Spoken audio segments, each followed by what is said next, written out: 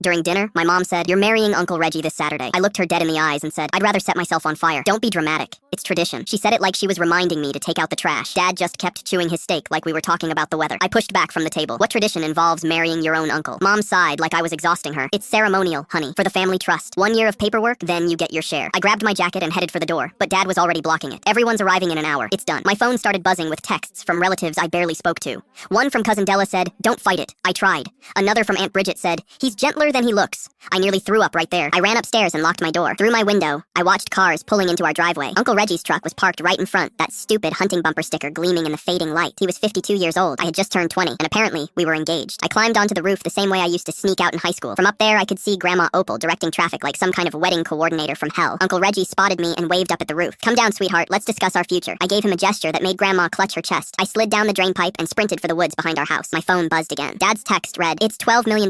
Don't be an idiot." 12 million. What was he talking about? Mom caught up first, breathing hard. "Just listen. Every woman in this family does this. It's not a real marriage, just paperwork. 1 year and you're free and rich." "And what psychotic ancestor invented this?" She hesitated. "Your great-great-grandmother set it up. The men manage the trust, but women have to participate to access their share." I stared at her. "That's not tradition. That's trafficking with a retirement plan." More relatives closed in around me. Uncle Reggie pushed through the crowd, tugging at his collar. "Let's not make this harder than it needs to be, darling." I stepped back. "Come any closer, and I'll make sure you never father children, Reggie." Grandma Opal hobbled forward, eyes like steel. "The ceremony happens Saturday, or you're cut off forever. Then show me the documents. If I'm signing away my dignity, I want to see exactly what I'm agreeing to." They took me to Dad's office, where a lawyer named Mr. Hutchins sat waiting. He looked ancient, like he'd been doing this for generations. "The trust requires ceremonial union between female beneficiaries and designated male family members for inheritance release." I leaned forward. "And what happens to women who refuse?" He shifted uncomfortably. "They're removed from the family registry." "Removed how, exactly?" That's when I noticed a folder on the edge of the desk labeled "Previous Ceremonies." I grabbed it before anyone could react. Inside were photos of women I'd never seen before, marriage certificates, and then newspaper clippings, missing persons reports. 5 different women spanning 40 years, all removed from the registry. I looked at Uncle Reggie. His face went white. "Where are these women, Reggie?" He stepped toward me. "Give that back," I kept reading. "According to these dates, you've been ceremonially married 4 separate times, and not one of these women exists anymore. What happens to the brides who refuse after the ceremony starts?" The room went dead silent. Mom grabbed my arm. "Honey, you're imagining things." "Am I? Because there are 5 missing women in this folder and 1 common denominator, and he's standing right there sweating through his shirt." I held up my phone. "Great news, everyone. I've been recording since the appetizers. Every admission about forcing women into marriages. Every page in this folder. And for the last 8 minutes, this has been streaming live to my 47,000 followers on TikTok."